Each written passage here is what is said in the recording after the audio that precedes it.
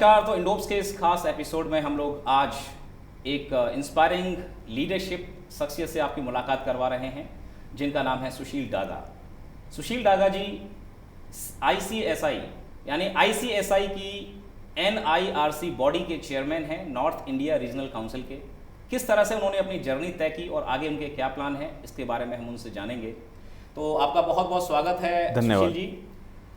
मैं जानना चाहूँगा कि क्या जर्नी रही है आपकी अभी तक लाइफ में। आप आज नॉर्थ इंडिया रीजनल काउंसिल के चेयरमैन हैं और अपने प्रोफेशन के बारे में और क्या आपकी जर्नी रही है, मैं दर्शकों को चाहूँगा कि आप बताएं। मैं basically born brought up in Ranchi. Ranchi से मेरी प्राइमरी पूरी पढ़ाई हुई, मेरा जन्म वहीं हुआ और इनिशियल स्टेज के ऊपर वहाँ पे रहे।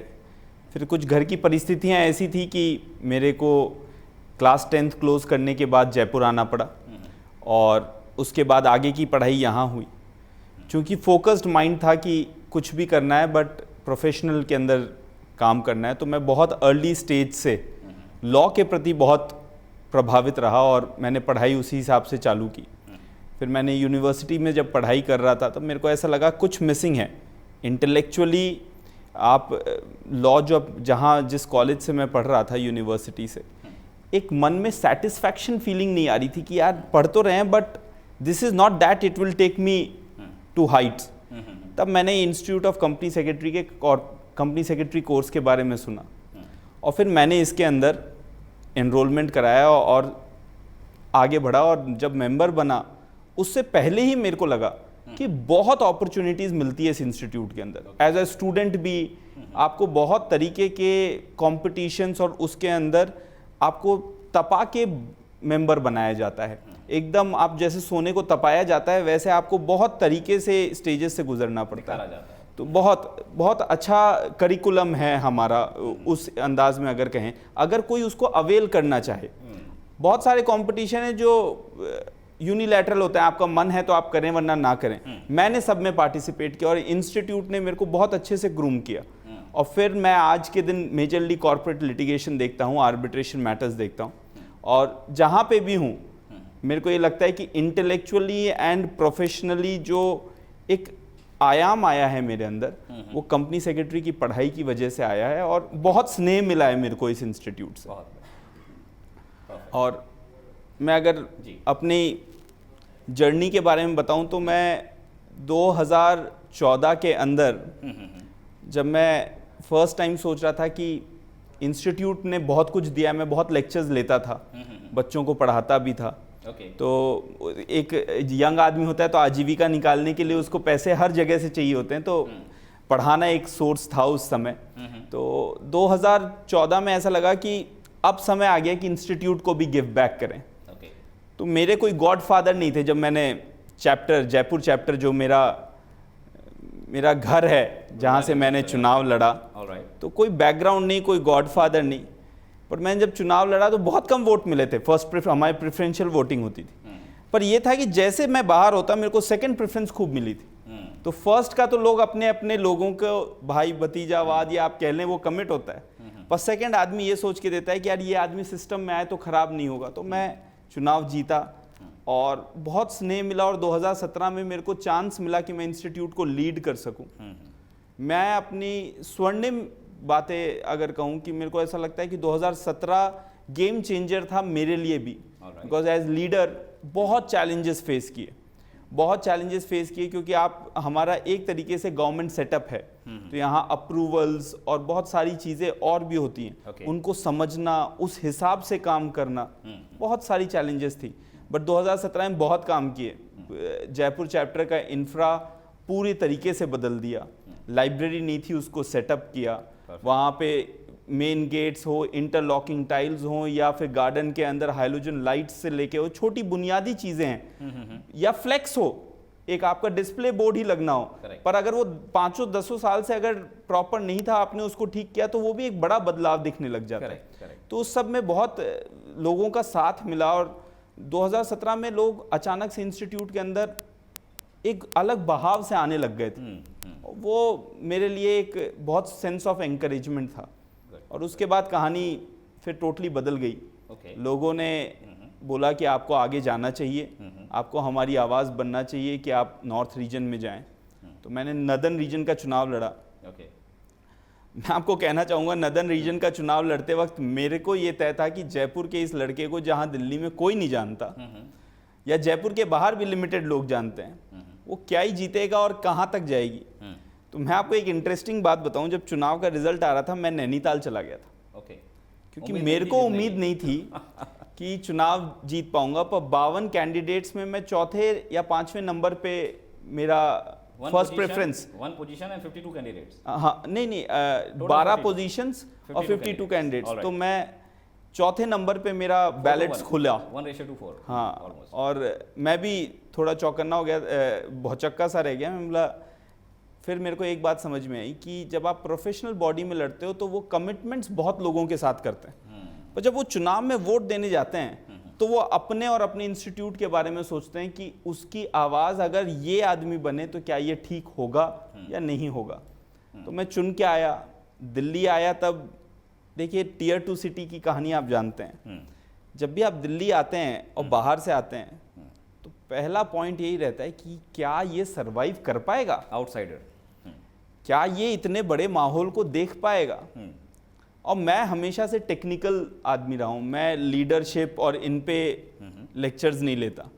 मैं पढ़ाने वाला आदमी हूँ और मैं आज तक जब भी बात की है, मैंने बात की है डिसिप्लिन की, मैंने बात की है इस इंस्टीट्यूट में पढ़ाई को कैसे, कैपेसिटी बिल्डिंग को कैसे बिल्ड किया जा सके। और इसके लिए मैं अपने एथिकल पॉइंट्स के ऊपर कभी भी किसी भी लेवल पे, चाहे कुछ भी स्थिति आ जाए, मैं कॉम्प्रोमाइज़ नहीं करता। तो ये मेरा प्लस पॉइंट भी रहा। कुछ लोगों ने, मेरे सीनियर्स ने मेरे को मदद भी की। जैसे ही मेरे को कुछ लेक्चर्स मिले, वो गेम चेंजर हो गया। क्योंकि लोगों को लगा कि ये आदमी एक्चुअली बोल सकता है, पढ़ा सकता है, सेंस बात कर सकता है और ये शायद हमारी आवाज़ बन सकता है। तो जैसे ये लेक्चर्स लेने लगे, दिल्ली ने बहुत प्यार दिया। फिर आज के दिन मैं ये कह सकता हूँ कि मैं दिल्ली के कोई एरिया के अंदर अगर जाके कहूँ कि आज मेरे पास यहाँ पे रात को लेट आया हूँ, मेरे पास रुकने की अभी कोई जगह फिक्स नहीं है, तो मेरे कई सारे मेंबर है जो स्नेहवश मेरे को अपने घर आमंत्रित करने को तैयार है। तो मेरे को लगता है जो जीत है वो यहाँ पे थी। और मैं 3 साल, पहले साल मैं ट्रेजरर रहा, फिर सेक्रेटरी रहा, फिर वाइस चेयरमैन रहा और 2022 में मुझे चेयरमैन पद मिलना था। तो इस तरीके से मेरी कहानी रही है। बहुत बढ़िया।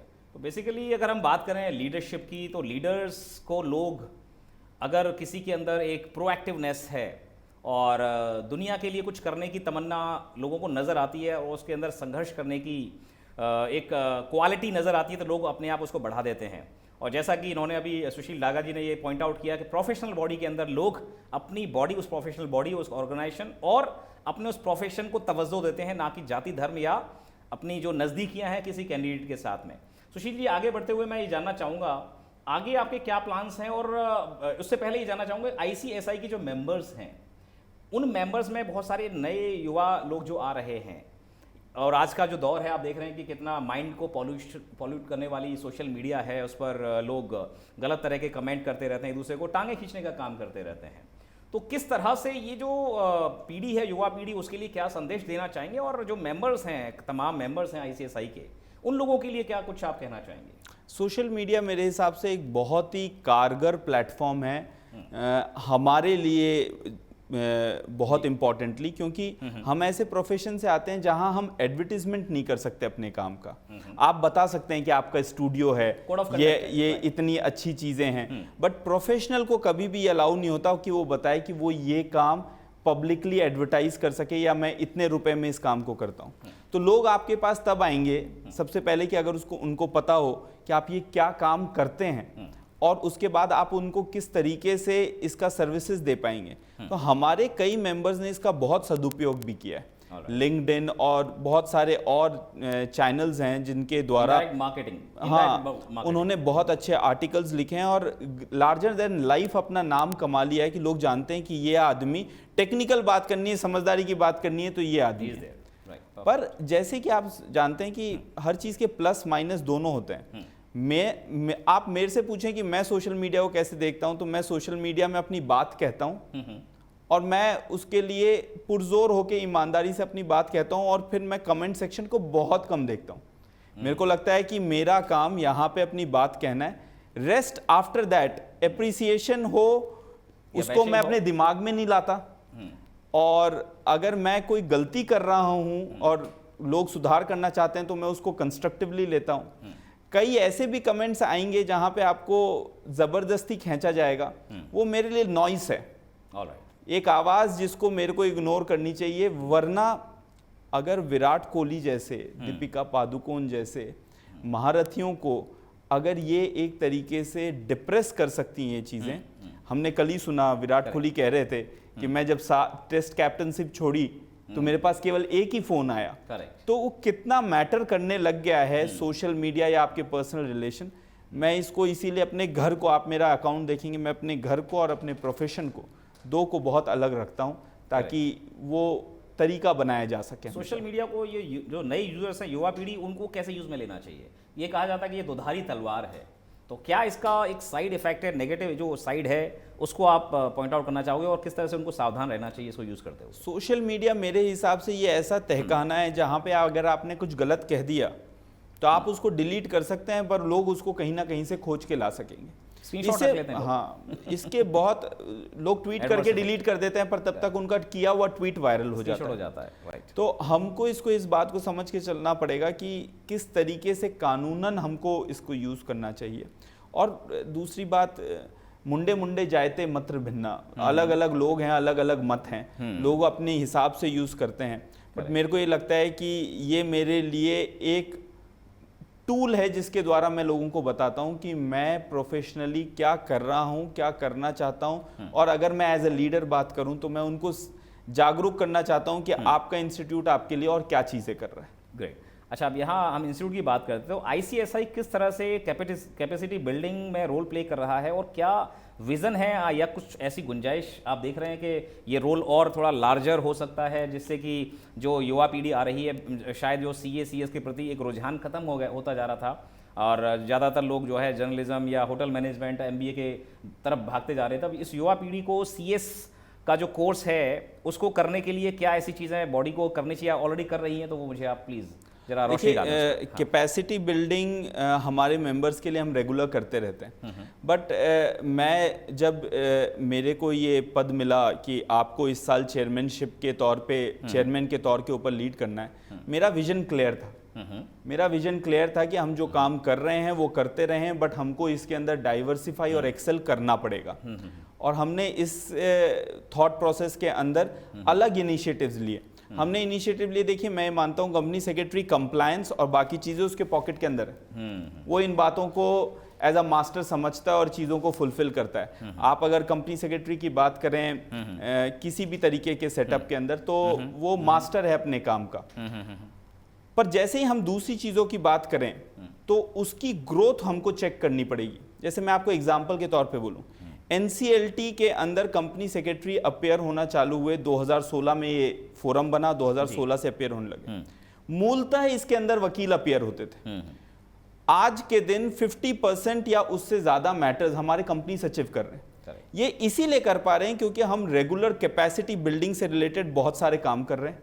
हम उनको बता रहे हैं कि आपको ये चीज नहीं है, आपने ये पहले नहीं की, तो आपको इसको करने का क्या तरीका है। हमने इसको इस साल लॉन्च किया था, ट्रेनिंग्स, वर्कशॉप्स हमने बूट कैंप्स के नाम से चालू किया। और हमने चालू किया कि आपको ये 5 दिन हम केवल एक टॉपिक के बारे में पढ़ाएंगे और आगे चीजें बढ़ाएंगे। तो हमारा और हमने ये नॉर्थ इंडिया रीजनल काउंसिल है, तो हमारे अंडर 32 चैप्टर आते हैं। पर कई बार हम केवल उसको दिल्ली तक केटर करके छोड़ देते थे। कोविड ने एक अच्छी चीज दी, वो है online. Very good, very good. तो हमने क्या किया, इन सारे प्रोग्राम्स को हाइब्रिड मोड में किया। वाइडर हो गई। तो फिजिकल जो आ रहा है वो तो मोस्ट वेलकम, पर अगर कोई मेरा लुधियाना बैठा हुआ है, कोई जयपुर बैठा हुआ है या जैसलमेर बैठा हुआ मेंबर भी है, तो वो वंचित नहीं रहेगा कि वो हम क्या काम कर रहे हैं। तो बूट कैंप के जरिए हमने आर्बिट्रेशन पे बूट कैंप किया, हमने डॉक्यूमेंट्स, ट्रांजैक्शन डॉक्यूमेंट्स कैसे करते हैं इसके ऊपर बूट कैंप किए, फेमा के ऊपर बूट कैंप किया, NGOs के ऊपर बूट कैंप किया, अपडेट्स पे बूट कैंप किया। तो हमने एक पार्ट अपडेट्स का यहाँ तक क्लोज किया। सेकेंड इंपॉर्टेंट है, और हर चेयरमैन का कुछ ना कुछ विजन होता है। मेरा विजन एक बात का क्लियर है कि जब तक हम रिसर्च्ड काम नहीं करेंगे, रिसर्च काम, जब तक हमारे काम के अंदर हमारी रिसर्च नहीं दिखेगी, क्लाइंट या कॉरपोरेट्स हमको सीरियसली बहुत लेते हैं, बट और सीरियसली लेना है और अपनी ब्रांड वैल्यू बढ़ानी है तो हमको रिसर्च पे जोर देना पड़ेगा। तो हमने NIRC के इतिहास में फर्स्ट टाइम रिसर्च कॉन्क्लेव किया उदयपुर के अंदर। बहुत हिट रहा वो कॉन्क्लेव और उसका फॉर्मेट बहुत हिट रहा। एक सवाल पूछा, फर्स्ट टाइम था जो आपने NIRC में करवाया? फर्स्ट टाइम, इससे पहले रिसर्च के ऊपर बात नहीं हुई। Very good. तो हमने रिसर्च के ऊपर एक कॉन्क्लेव किया, उसके ऊपर बहुत अच्छा डिस्कशन, फॉर्मेट बहुत अच्छा था। एक बहुत ही हमारे महारथी कंपनी सेक्रेटरी हैं मकरन जोशी जी, वो बीच में बैठे डाइस के ऊपर, सवाल सबको दे दिए गए थे। एक आदमी सवाल पढ़ता, अपनी बात कहता कि मेरे हिसाब से कानूनन प्रोविजन के हिसाब से ये जवाब होना चाहिए। उसके बाद बाकी जने उसके अंदर अपना इनपुट्स देते। तो हमने 1.5 दिन में करीब 60 क्वेश्चन लेके आए थे, पर हम डिस्कस मात्र 20 कर पाए। ये दिखाता है कि हमने कितना डिस्कशन किया। अमाउंट ऑफ डिस्कशन वाज, और चेरी ऑन द टॉप जो आप कई बार कहते हैं कि ऊपर वाला आपको कई चीजें ना निकाल के देता है कि बेटा ये तेरे लिए, तो मेरे को लगता है ऊपर वाला है, God has been kind on me. ऊपर वाले ने कहा कि ये प्रोग्राम IIM उदयपुर के कोलैबोरेशंस में साथ में करी। तो हमने IIM उदयपुर के प्रीमिसेस के अंदर ये कार्यक्रम किया और इसका एक अलग प्रभाव पड़ा और इसको हम वापस रिपीट भी कर रहे हैं। हम इसको दिल्ली लेके आ रहे हैं, हम इसको रिपीट भी कर रहे हैं और हमने कई सारे स्टेट कॉन्फ्रेंसेस की इस साल। पंजाब की स्टेट कॉन्फ्रेंस हमने लुधियाना में की, हमने चंडीगढ़ में की, हमने राजस्थान जहां जयपुर गृह क्षेत्र है, काफ़ी समय से वहां पे बोलने का मौका भी नहीं मिला और हर जगह जा रहा हूं, बट आप अपने घर नहीं जा पाते ना, तो वो कुंठित तो करता है आपको, कुंठा रह जाती है। तो आपको पर मौका मिला जब चेयरमैन बने, तो लगभग 3-3.5 साल बाद जयपुर गया, प्रोग्राम ऑर्गेनाइज कराया। हमारे बहुत बड़े स्टॉलवर्ड थे प्रदीप पिंचा जी, मतलब मैंने उनका नाम अक्रॉस इंडिया हर जगह सुना था।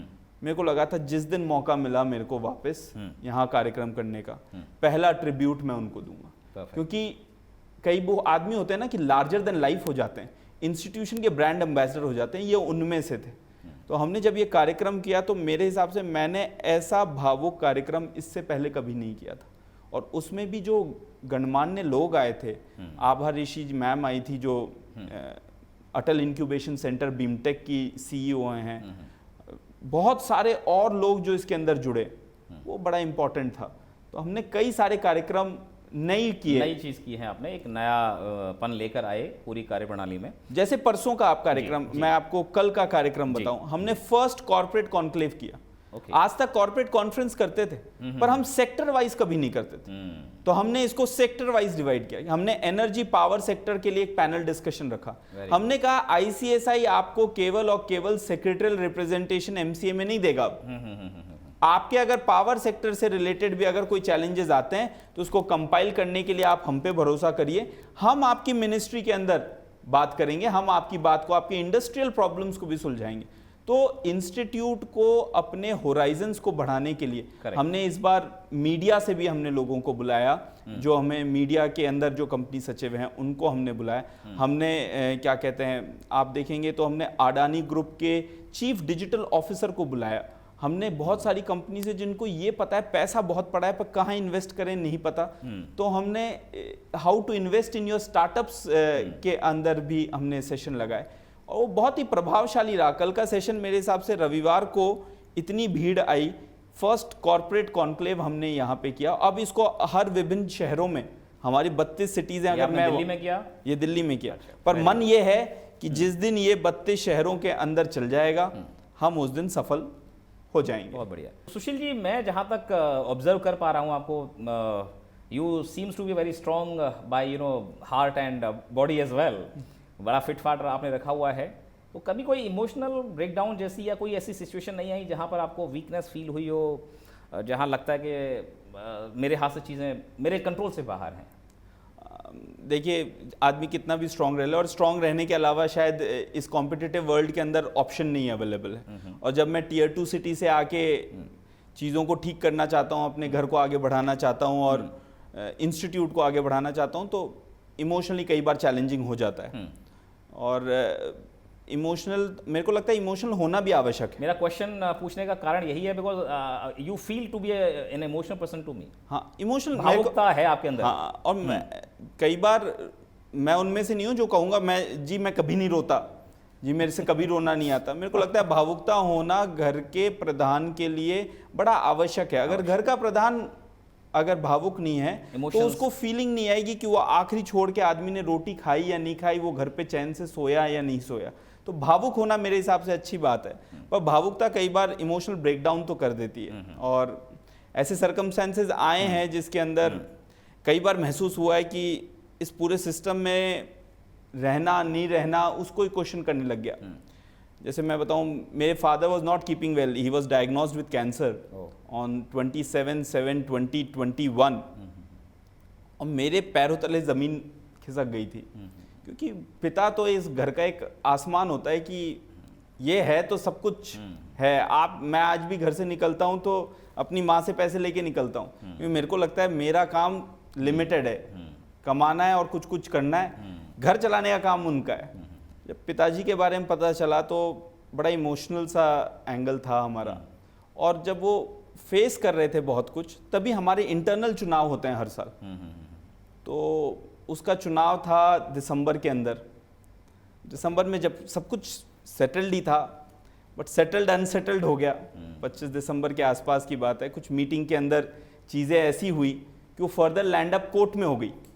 दिल्ली हाई कोर्ट चला गया चेयरमैनशिप का इशू कि क्या मीटिंग के अंदर मुझे सही चेयरमैन इलेक्ट किया गया है या नहीं किया गया।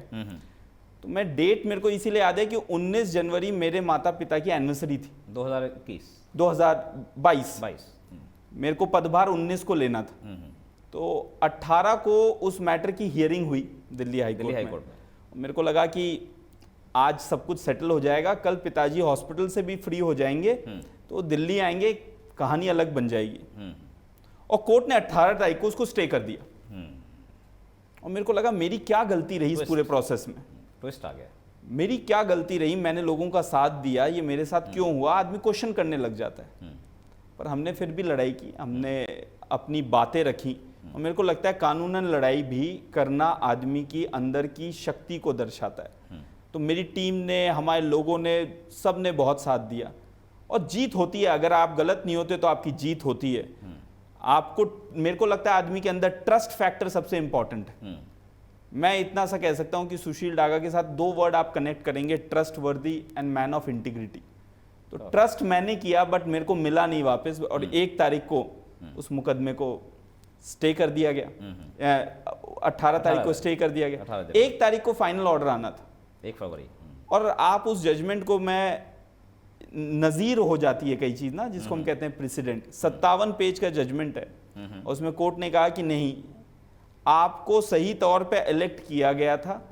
जिस नोटिस को ये चैलेंज किया जा रहा है वो नोटिस गलत था, वो गलत नहीं था, वो नोटिस ठीक था, और आपको सही तौर पे इलेक्ट किया गया। तो चालू साल का चेयरमैनशिप स्टेटस को से हुआ। तो मैंने इसी को अपने पद के, वो बताते हैं, फूल बना लिए। तो मैंने थीम किया इस पूरे साल का, उसी दिन तय किया, चैलेंज द स्टेटस को, डाइवर्सिफाई इन एक्सेल। मैं बोला इस स्टेटस को पूरे साल चैलेंज करूंगा और लोगों को पुश करूंगा कि इसको चैलेंज करना है, और जो जहां जो कर रहा है उसको तो करता रहे, पर हमको और बढ़ना है, हमको एक्सेल करना है, हमको एक्सेल करना है। और इसी थीम के ऊपर पूरे साल हमने काम किया। और आगे भी जैसे हम 2-3 नायाब कार्यक्रम लेके आ रहे हैं। आज तक यूथ पार्लियामेंट का कार्यक्रम नहीं हुआ। किसी भी कंपनी सचिव के लिए कानून बनने की प्रोसेस को भी बहुत समझना इंपॉर्टेंट है। How bill becomes an act. तो हमने वो यूथ पार्लियामेंट का कार्यक्रम कर रहे हैं। बैंकिंग सेक्टर के अंदर हमारा बहुत प्रभाव है, पर उसको और प्रभावशाली तरीके से हम पे पैरिटी पे कैसे बात कर सकते हैं, हम लीगल ड्यू डिलिजेंस पे क्या बात कर सकते हैं, हम स्पेशली बैंकिंग कॉन्क्लेव रख रहे हैं। Very good, very good. हम रिसर्च के ऊपर बात कर रहे हैं, हम अलग तरीके से वही चीज को पढ़ने की बात कर रहे हैं और आगे भी करते रहेंगे। इस बीच में हमारे साथ ऐसा नहीं है कि सब कुछ ठीक ही चल रहा था। हमारे कई मेंबर्स की प्रॉब्लम पोर्टल्स को लेके भी आई कि पोर्टल जो मिनिस्ट्री का है वो शायद ठीक चल रहा है, नहीं चल रहा है, बहुत स्लो डाउन, मेंबर्स बहुत परेशान थे। हमने समय समय पे एक्ट के हिसाब से रीजन काउंसिल का जो क्षेत्र अधिकार होता है उसके हिसाब से हमने हमेशा हमारे टॉप मोस्ट लीडरशिप को अप्राइज कराए कि क्या चल रहा है और किस तरीके से उसका समाधान निकालना चाहिए। मेरे को लगता है अगर मैं अपने आप को कोई एक चीज़ के लिए अगर प्रपोज करूं तो मैं ये प्रपोज करता हूं, I am an strong voice. मैं फोर्सफुल वॉइस हूं, मैं लोगों के सामने या मिनिस्ट्री के सामने अपनी बात रख सकता हूं और उसको शायद समझा भी सकता हूं। एक होता है चिल्लाना, उसको भी फोर्सफुल वॉइस समझा जा सकता है। एक होता है कि आप अपनी बात कह रहे हैं और उसके पीछे के तथ्य बेसिस बना रहे हैं। तो मेरे को लगता है कि मैं इस पार्ट के अंदर स्ट्रॉन्ग बेस, मैं अपने इंस्टीट्यूट को स्ट्रांगली रिप्रेजेंट करता हूँ। मैं एक फर्दर क्वेश्चन ये होगा मेरा आज का आपसे कि अब सेंट्रल बॉडी के इलेक्शंस होने वाले हैं और इतना जब नायाब आप काम कर रहे हैं और लोगों की तरफ से आपको काफ़ी स्नेह मिल रहा है, सराहना भी मिल रही है, and definitely as far as I can understand these are very innovative task. आप लोग काफ़ी इनोवेटिव तरीके से काम कर रहे हैं बॉडी के लिए, तो क्यों नहीं आप एक लार्जर रोल के लिए अपने आप को तैयार करते हैं? क्या वाकई में सोच रहे हैं आप सेंट्रल बॉडी? ये सोच तो रहे हैं और कई बार आपके जो साथ जुड़े हुए रहते हैं वो लोग भी आपको पुश करते हैं कि आपकी ज़रूरत है कि आप सेंट्रल काउंसिल में जाएं, और शायद उन लोगों के मैं अदर वे राउंड देखूं तो इन लोगों ने मेरे में भी 8 साल का इन्वेस्टमेंट कर दिया। उन्होंने एक लीडर तैयार किया, मैं लीडर नहीं था, उन्होंने मेरे को मौके दिया और मेरे को लीडर बनाया। अब जब 8 साल उन्होंने मेरे ऊपर मेहनत की और अब वो चाहते हैं कि मैं एक स्ट्रॉन्ग वॉइस बन के सेंट्रल काउंसिल के अंदर आऊं। आज अगर आप मेरे से दिल से पूछे तो मेरे को लगता है कि कई बार इस राजनीति के अंदर मैं अपनी बेटी को मिस करता हूं। आज मेरी बेटी 1.5 साल की है और शायद आज 10 दिन हो गए मैं उससे अच्छे तरीके से मिल नहीं पाया। बचपन निकल जाएगा, फिर कब मिलूंगा। माँ बाप को मिस करता हूँ, पिताजी की तबीयत ठीक नहीं चल रही, क्या करना चाहिए क्या नहीं।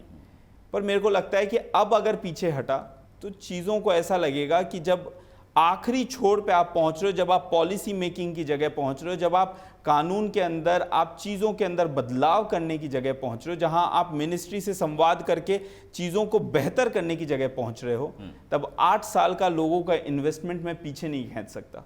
तो इस पॉइंट के ऊपर मेरे को लगता है कि हाँ, मैं एक लार्जर रोल की तरफ देख रहा हूँ और देख भी इसलिए रहा हूँ क्योंकि मेरे को लगता है आई एम समवन जिसको मिनिस्ट्री से अगर कभी बात करें या पॉलिसी पे बात करें तो मेरे को यहाँ पे मेरा कन्फ्लिक्ट ऑफ इंटरेस्ट नहीं है। करेक्ट, मेरे को कोई काम नहीं चाहिए मिनिस्ट्री से। आप कई बार लीडर्स के साथ एसोसिएट हो जाता है कि इनका क्या इंटरेस्ट इन्वॉल्व है, मेरा कोई इंटरेस्ट इन्वॉल्व नहीं। मेरा मेजर काम लिटिगेशन है और आप देखेंगे इससे संबंध में मेरे को बहुत ज़्यादा कोई काम ना मिलता ना मैं करता जो जिसके ऊपर हमको इफेक्टिव लाइजनिंग की ज़रूरत है। तो मेरे को लगता है जब आदमी के पास लेने को कुछ नहीं होता तो उसकी आवाज़ में एक दमखम हो जाता है कि उसको कोई स्वार्थ नहीं है, तो फिर आवाज़ में कॉन्फिडेंस होता है, कॉन्फिडेंस रहता है, and you are having upper hand when you are talking to someone. Correct. So ये थे सुशील डागा जी, और आज हमने इनसे जाना कि किस तरह से इन्होंने अपनी जर्नी तय की और अपनी ऑर्गेनाइजेशन की जो मेंबरान हैं, मेंबरशिप है ICSI के, उनके लिए किस तरह के इनोवेटिव मॉडल इन्होंने डेवलप किए हैं, उनके अंदर कैपेसिटी बिल्डिंग का। और वाकई में ये इंटरव्यू उन सभी लोगों को ज़रूर देखना चाहिए जो CS को, कंपनी सेक्रेटरी के रोल को एक बहुत बोरियत वाला रोल या लिमिटेड प्रोफाइल के अंदर देखते रहे हैं। उन लोगों को NIRC की इस इनोवेटिव अप्रोच के साथ शायद अपना जो दायरा है, होराइजन है जॉब का, एम्प्लॉयमेंट का या अर्निंग कैपेबिलिटीज़ का बढ़ता हुआ नजर आएगा। और हम इंडोप्स की तरफ से आपको शुभकामनाएं देते हैं Sushil ji, thank you, that आप जो है अपने लार्जर रोल के लिए तैयार रहें और बहुत बेहतर आप कर पाएँ। और मैं ये समझता हूँ कि ये जो बॉडी है ICSI, इसकी जो सेंट्रल बॉडी है, वहाँ पर आप न सिर्फ इलेक्ट हों बल्कि कुछ बहुत बेहतरीन बदलाव एक बड़े स्तर पर आप लेकर आएँ। इसी के साथ हम आपका धन्यवाद देते हैं, आप यहाँ स्टूडियो में आए हमारे लिए, बहुत बहुत धन्यवाद। Thank you, thank you.